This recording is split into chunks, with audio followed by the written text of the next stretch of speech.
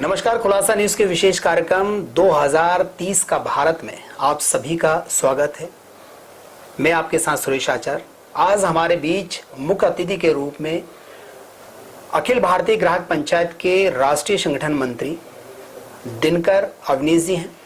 हम उनसे जानेंगे कि 2030 के भारत उनके दृष्टिकोण से किस पायदान पर रहेगा। अवनीश जी, खुलासा न्यूज के विशेष कार्यक्रम 2030 के भारत में आपका हार्दिक हार्दिक स्वागत है। बहुत बहुत धन्यवाद। अवनीश जी, देश की जो आज की स्थिति है, देश आज जिस पायदान पर है उसको लेकर और भावी भविष्य को देखकर भारत के खुलासा न्यूज ने एक विशेष कार्यक्रम चलाया है 2030 का भारत। इस प्रोग्राम के माध्यम से, इस कार्यक्रम के माध्यम से हम 3 मुद्दों पर बात कर रहे हैं: गरीबी, भुखमरी और बेरोजगारी। क्योंकि ये तीनों उद्देश्य जो हैं, तीनों विषय जो हैं, बड़े ही किसी भी देश के लिए, किसी भी राष्ट्र के लिए बहुत ही महत्वपूर्ण होते हैं। वो बहुत बड़े मुद्दे होते हैं। चूंकि आप अखिल भारतीय ग्राहक पंचायत के राष्ट्रीय संगठन मंत्री हैं और संगठन मंत्री किसी भी संगठन की धुरी होता है। आप 2030 के भारत को किस पायदान पर देखते हैं? 2030 के भारत में गरीबी, भुखमरी और बेरोजगारी को किस पायदान पर देखते हैं?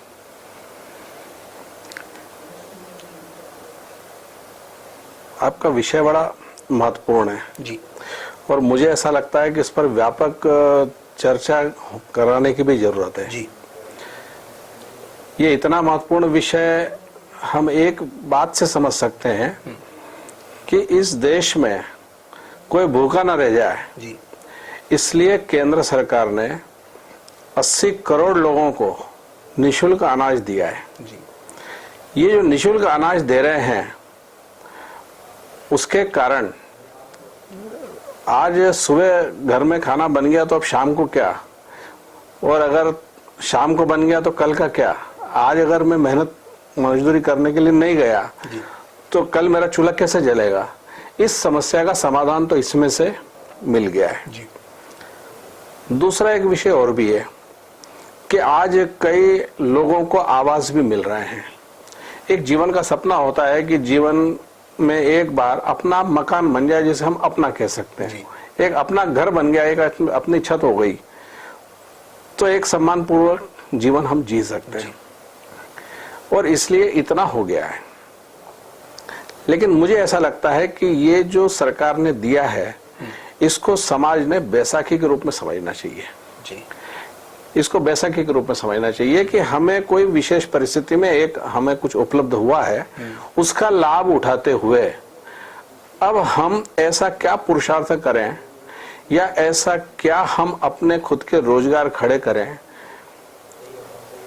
खुद का कुछ काम करते हुए, रोजगार खड़े करते हुए, और किस प्रकार से हम अपने आप को आगे बढ़ाएं और आगे जाकर हम स्वयं कहें कि अब हमें आपके अनाज की आवश्यकता नहीं है। हम जब कठिनाई में थे तब हमें घर मिल गया, अनाज मिल गया, लेकिन अब हमें इसकी आवश्यकता नहीं है। अब हम काम करके स्वयं अपने पैरों पर खड़े होके और सम्मानपूर्वक जीवन अब हम जिएंगे। नागरिकों को आत्मनिर्भर भारत की ओर चलना चाहिए, उसका लाभ उठाकर। अब ये जीवन भर हमको मिलता रहेगा, ऐसा मानकर अगर हम करेंगे तो फिर हम आगे नहीं बढ़ पाएंगे। आगे बढ़ना है तो इस सोच को बदलना पड़ेगा। ऐसे ही जो युवा विद्यार्थी हैं, इनको लगता है कि हम पढ़ाई कर लेंगे तो हमें नौकरी मिल जाएगी। और ये एक सबसे गलत जो सोच है वो इस प्रकार का बन गया कि रोजगार यानी नौकरी अगर है तो रोजगार है, और मैं खुद अपना कोई काम चालू करके और मैं 4 लोगों को रोजगार दूंगा, नौकरी देने वाला बनूंगा, मैं नौकरी मांगूंगा नहीं। इस प्रकार का सोच हमें युवाओं के मन में लाना पड़ेगा। जी। आज वैसे आंकड़े जो अभी बता रहे हैं, नए स्टार्टअप वगैरह जो खुल रहे हैं जिस प्रकार से, वो आंकड़े बताते तो ये है कि बहुत बड़ी मात्रा में अंतर आया है और हमारा जो देश का युवा है उसको उस दिशा में आगे बढ़ा है। और वो स्वयं अब नौकरी नहीं करता है, वो रोजगार अपना स्वयं का खड़ा करता है और नौकरी देने वाला भी बन रहा है। जी। लेकिन दुनिया का सबसे युवा देश आज भारत है। आबादी में युवाओं की संख्या आज सबसे ज्यादा है भारत में। जी। और इसलिए आज अगर हमने चाहा तो भारत दुनिया का सबसे शक्तिशाली देश बन सकता है। हम भारत को किसान प्रधान देश के साथ साथ, कृषि प्रधान देश के साथ साथ हम युवा प्रधान देश भी कह सकते हैं। जी, ये अतिशयोक्ति नहीं होगी। जी।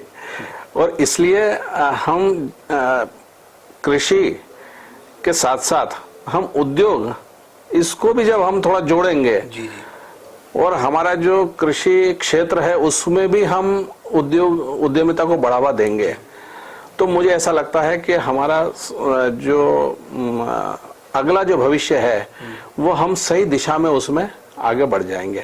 बेरोजगारी को हम खत्म कर सकते हैं, कर सकते हैं, इसके माध्यम से कर सकते हैं। इसलिए मैं एक वाक्य कभी कभी कहता हूँ कि राम जी तो आ गए जी, लेकिन राम राज्य नहीं आया है अभी। तो राम राज्य तब आएगा जी, जब व्यक्ति संतुष्ट होगा। कभी भी मांगे हुए या मिले हुए चीज से व्यक्ति संतुष्ट नहीं हो सकता है। राम राज्य की परिभाषा क्या है? मैं समझता हूं कि हर व्यक्ति अपने पैरों पर खड़ा हो और वो संतुष्ट हो, वो राम राज्य। संतुष्टि से राम राज्य है। जी। हमारे पास पैसा कितना ही है उससे ज्यादा महत्वपूर्ण ये है कि हमारे पास जो है उससे हम संतुष्ट है कि नहीं है। अगर हमें अनाज मिल रहा है, अगर हमें छत मिल गई है और दूसरे के उससे मिली है, कोई कृपा नहीं कह रहा हूं मैं, ये भी एक सरकार को सोचना चाहिए कि भाई गरीब को भी हमको उठाना है, और इसलिए उस दिशा में उन्होंने क्या है, कोई कृपा की ऐसा नहीं कह रहा हूं मैं, एक कार्य किया उन्होंने, लेकिन उन्होंने एक कार्य किया है, हाथ बढ़ाया आगे उठाने के लिए ऊपर। ऐसे समय में जिनको मिल रहा है वो अगर उठ के खड़े होने की स्थिति में आ जाए तो मुझे लगता है कि इस अवसर का लाभ उठाकर वो अगर आगे बढ़ जाएंगे तो जीवन में संतुष्टि आने लग जाएगी। मतलब जब संतुष्टि आएगी तब हम मानेंगे कि जीवन में राम राज्य आ रहा है। जी, मतलब लोगों को आदी नहीं बनना चाहिए सुविधा, आदी नहीं बनना चाहिए सुविधा। इस सुविधा के माध्यम से वो अपने आप को पुशअप करके जी, और अपने आप को अपने पैरों पर खड़े हो, पैरों पे खड़े कर सकते, आत्मनिर्भर हो सकते, आत्मनिर्भर बन जाए, आत्मनिर्भर परिवार बनेगा, आत्मनिर्भर देश बनेगा। जी, इस दिशा में हमको सोचने की आवश्यकता है। मैं ऐसा सोचता हूं कि आज की तारीख में अमेरिका में पैसा बहुत है, लेकिन कोई एक घटना होती है, हम टीवी पर देखते हैं कि वहां की भाषा में उसको श्वेत अश्वेत ऐसा कहते हैं, लेकिन हम ऐसा मान सकते हैं कि जो लोग अभी समाज से थोड़ा सा मुख्य धारा से दूर हैं, इस प्रकार के लोग हैं, वो जब एक घटना घटती है तो हम देखते हैं कि मॉल में लूटपाट चल रही है, इस प्रकार की स्थितियां बन रही हैं, अराजकता जैसे फैल रही है। एक के पास कुछ नहीं है, वो अपना जीवन में संघर्ष कर रहा है, वो फुटपाथों पर रह रहा है। अमेरिका में आज ये स्थितियां हैं कि कई लोग आज फुटपाथों पर अपना जीवन जी रहे हैं, उनके पास रहने के लिए जगह नहीं है। कोई घटना दुर्घटना होने पर ये लूटपाट करते हैं, ये उस आक्रोश का परिणाम है, क्योंकि जीवन में संतुष्टि नहीं है। भारत में एक संतुष्टि राम के कारण है, क्योंकि हमने राम, मैं कोई एक शब्द नहीं कह रहा हूं, एक आस्था है हर व्यक्ति के जीवन में भारत में। उस आस्था के कारण वो उत्तेजित नहीं हो रहा है, वो आक्रमण नहीं कर रहा है। इसका मतलब ये नहीं है कि उसके मन में असंतोष नहीं है। बड़ी बड़ी अट्टालिकाएं जो खड़ी हैं, उसके बगल में जो झुग्गी झोपड़ी एरिया जो हम देखते हैं, वो जब उनके बच्चे जब उधर देखते हैं कि ये इतने आराम से रह रहे हैं, ये ऐसा ऐसा कर रहे हैं और हम यहाँ पर हैं, और किसी ने उसको कह दिया कि ये बड़े तुमको ही लूट के बने, तुम्हारा शोषण हुआ इसलिए ये बड़े बने हैं, अगर किसी ने उनको कह दिया तो ये दृश्य यहाँ भी बन सकता है। अभी नहीं बन रहा है, उसके कारण थोड़ी आस्था भारत में कोई ना कोई है कि नहीं भगवान की मर्जी और अपन कुछ करेंगे। यानी कहीं ना कहीं भगवान श्री राम ने लोगों की जो मतलब जो असंतुष्ट लोग हैं उनको भी संतुष्ट कर रखा है। अभी उनको भी थाम के रखा हुआ है, लेकिन ये पर्याप्त नहीं है जी। असंतुष्टि दूर होनी चाहिए। स्थायित्व तब आएगा जब व्यक्ति स्वयं कमाएगा, स्वयं अपने पैरों पर खड़ा होगा, और वो जब संतुष्ट होगा तब वास्तव में हम कहेंगे कि फिर राम राज्य की स्थिति रहेगी। और राम राज्य की स्थिति का मतलब यही है कि गरीबी, भूखमरी, इनसे जूझने के लिए किसी की सहायता की जरूरत नहीं है, हम अपने बूते पर करेंगे और इतना ही नहीं कि हम अपने बूते पर करेंगे, हम अपने साथी को भी हाथ पकड़ के उठाएंगे। जैसे हम किसी के सहारे उठे हैं, अब हम दूसरे को भी उठाएंगे। ये भावना अगर मन में रह गई किसी के, तो फिर हम ये कहेंगे कि अब वो सही दिशा में आगे बढ़ रहा है। और इसलिए मुझे ऐसा लगता है कि ये जो अगले 4-5 वर्ष हैं, 2030 के बारे में जब हम सोच रहे हैं, तो आपने एक बहुत महत्वपूर्ण बात कही, 2030। आज अगर हम इसकी चर्चा कर रहे हैं, 6 साल के बाद हम अपने देश को कहाँ देखना चाहते हैं, कहाँ ले जाना चाहते हैं, तो जब तक हम समाज को सही दिशा में नहीं ले जाएंगे, और सही दिशा में ले जाने के लिए कितना भी कहेंगे हम, तो भी आर्थिक समृद्धि ये आवश्यक है। जैसे हमने कहा कि पैसे का प्रभाव ये बुरा होता है, वैसे पैसे का अभाव भी बहुत बुरा होता है। हमारे संतों ने तो कहा भी है कि भूखे भजन न होए गोपाला, ये भी कहा है। ये बहुत संकेत में कहा है उन्होंने, लेकिन ये वास्तविकता है। और इसलिए हर व्यक्ति को हम अपना रोजगार खड़ा करें। मैं स्वयं सक्षम बनूंगा, मैं अपने परिवार को सक्षम बनाऊंगा। उसके साथ साथ जैसे मुझे किसी के सहयोग से मैं अगर सक्षम बनाऊं, तो मैं बाकी लोगों को भी सक्षम बनाने के लिए मैं भी हाथ बढ़ाऊंगा, और मैं भी लोगों को आगे बढ़ाने के लिए प्रयास करूंगा।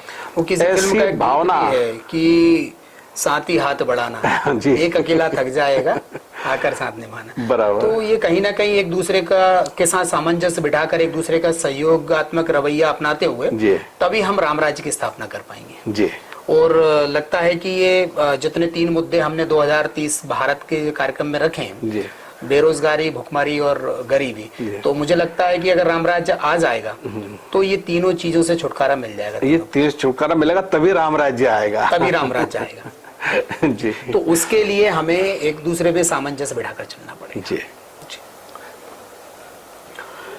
तो अभी आपने जो बातें कही, वास्तव में एक दृश्य सामने दिखाई दे रहा है कि 2030 का भारत, अगर ऐसा भारत हुआ तो राम राज्य आने में ज्यादा समय नहीं लगेगा जी।